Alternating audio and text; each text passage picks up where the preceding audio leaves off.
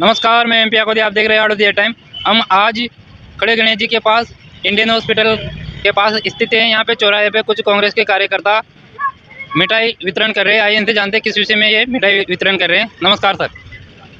नमस्कार। आज हम सब कांग्रेस के कार्यकर्ता इसलिए इकट्ठे हुए हैं क्योंकि हमारे सबके चहेते नेता राहुल गांधी जी को की सदस्यता को बहाल कर दिया गया है। उन्होंने जिस तरीके का संघर्ष किया, उन्होंने कहा मैं झुकूंगा नहीं, मैं माफ़ी नहीं मांगूंगा क्योंकि मैंने कोई गलती नहीं की।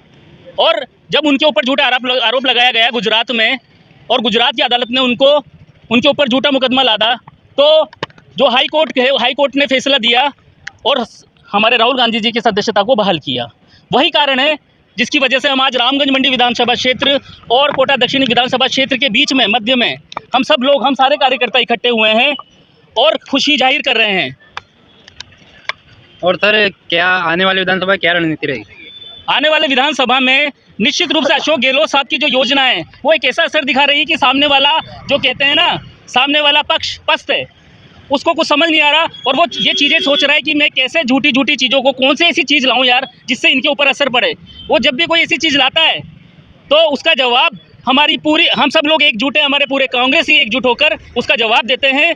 और आने वाले समय पर भी निश्चित रूप से अच्छे प्रत्याशियों को ही जो ज़मीन पर काम कर रहे हैं, हमारे राहुल गांधी जी के नेतृत्व में पूरी दूरदर्शिता से सारे फैसले हो रहे हैं और अशोक गहलोत साहब के निर्देशन में सारा काम चल रहा है, तो उसी से हम लोग निश्चित रूप से जीतेंगे। जो विपक्ष आप पे मुद्दा उठाता है कि भ्रष्टाचार की सरकार है, और तो इस पर क्या जवाब देना चाहते हैं?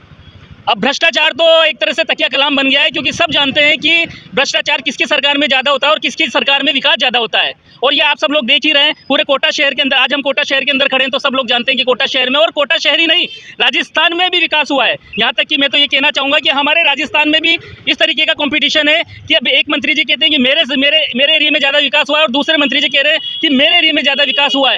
एक सौहार्द वाली भावना से जिस तरीके का कंपटीशन चल रहा है, लेकिन क्योंकि बीजेपी सरकार में तो ये सब, अब वो क्या कहें, कौन कहे कि हमारे एरिया में काम हुआ है? वहाँ तो कोई काम ही नहीं होता। तो सर, जैसे उत्तर में जो काम हुआ है वो दक्षिण में नहीं हुआ, इस पे क्या? नहीं, दक्षिण में ऐसी, आज आप ये सब सड़कें देख रहे हैं, आप ये चौराहे देख रहे हैं, ये सब दक्षिण में ही तो हैं हम लोग। आज ये तो सर पहले से बना हुआ है। नहीं। अभी एमएलए साहब का इंटरव्यू लेके आया हूँ मैं, संदीप शर्मा जी, वो बोल रहे थे कि जितना दक्षिण में जितना उत्तर में काम हुआ उतना दक्षिण में नहीं हुआ। देखिए, संदीप शर्मा जी की बात अलग है, मैं आपको बताऊं, क्योंकि देखो जो चीज़ चल रही है, आज सरकारों की बात चल रही है यार। सरकार जब हमारे शहर में पैसा ही नहीं देती, आज हमारे जनप्रिय नेता धारीवाल साहब कोटा शहर के लिए ऐसी योजनाएं लाते हैं, ऐसा पैसा लाते हैं, ऐसा पावर है उनके पास में कि आज उन्होंने शहर की हालत बदल दी। लेकिन आप बताइए कि क्या ऐसी रोड, ऐसी सड़कें, ऐसे चौराहे और क्या चीज़ नहीं आई यहाँ पर? मुझे बताओ आप। या हमारा हॉस्पिटल नहीं था? आज चलो ठीक है, कई 1-2 चीज़ों को छोड़ दो, आप जो हुआ बीजेपी की सरकार में, मैं तो ये कहता हूँ कि 100 में से 1% काम हुआ है बीजेपी की सरकार में कोटा दक्षिण में। बाकी तो सारा 99% काम कांग्रेस की सरकार में ही हुआ है। तो सर, आने वाले चुनाव में 200 में से कांग्रेस कितने सीटें जीत रही है? कांग्रेस 200 में से आप ये मान के चलिए कि 170 सीटों से कम कांग्रेस नहीं जीतेगी, क्योंकि कांग्रेस में ऐसा माहौल है।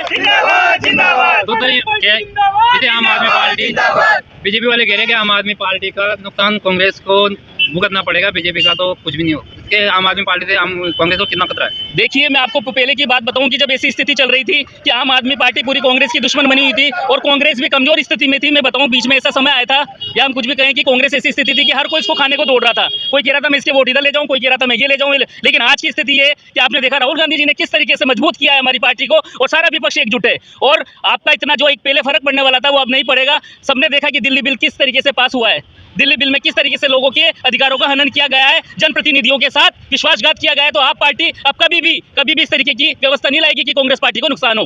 तो सर, आपका नाम क्या है? रामेश्वर विजय। कौन सा पद है? प्रदेश अध्यक्ष हूँ मैं युवा शक्ति कांग्रेस से। हमारे दिल्ली से सीधे प्रोजेक्ट चल रहे हैं और हम सब निर्देश में काम कर रहे हैं हमारे आला कमान के। यहाँ पे ये जानकारी लेते हैं। सर, आपका नाम क्या है? टीकम चंद वर्मा, विधानसभा अध्यक्ष रामगंज मंडी, युवा शक्ति कांग्रेस से हूँ।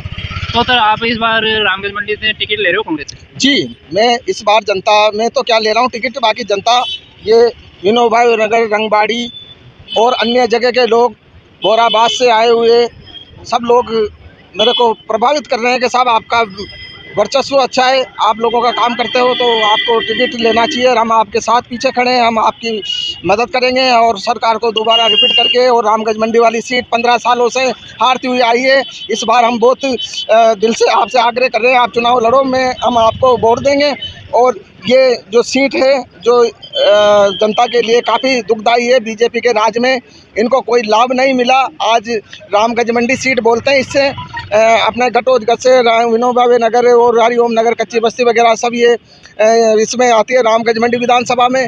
और रामगंज मंडी विधानसभा के अंदर एक भी डिवाइडर नहीं है आज की तारीख में। रामगंज मंडी के जो 15 साल जनता ने बीजेपी को दिए हैं उससे जनता काफ़ी नाराज़ है। सर मैं कह रहा हूँ बेरवा जी हैं जो पूर्व प्रत्याशी थे, पूर्व मंत्री राम गोपाल जी, वो भी तो क्या नाम थे रामगंज मंडी में दौरे करे लगातार, तो क्या इस बार उनको टिकट नहीं मिलेगा? टिकट का प्रयास तो अधिकार सबका बनता है, प्रयास करने का। जो पार्टी जिसके ऊपर विश्वास जताएगी उसी को पार्टी टिकट देगी। और हमारा कहना है पार्टी से, अगर पार्टी हमारे को विश्वास में लेगी और हमारे को टिकट देगी तो हम पूर्ण रूप से कांग्रेस की रामगंज मंडी की सीट को निकाल के और दोबारा से अशोक गहलोत जी की सरकार को दोबारा रिपीट करेंगे। ये हमारी आशंका है और ये हमारी जनता की आशंका है, इसलिए हमारी जनता साथ है। नमस्कार। यहाँ पे बता रहे कांग्रेस कार्यकर्ता कि किस प्रकार से आने वाले चुनाव में ये मजबूती से चुनाव लड़ेंगे। और आज जो राहुल गांधी जी की जो सांसद से निलंबित कर दिया था वो वापस बहाल होने पर इन्होंने यहाँ पे मिठाइयाँ बांट के और खुशियाँ मनाई है। आप देखते रहिए, बनी रहे आड़ोतिया टाइम तक।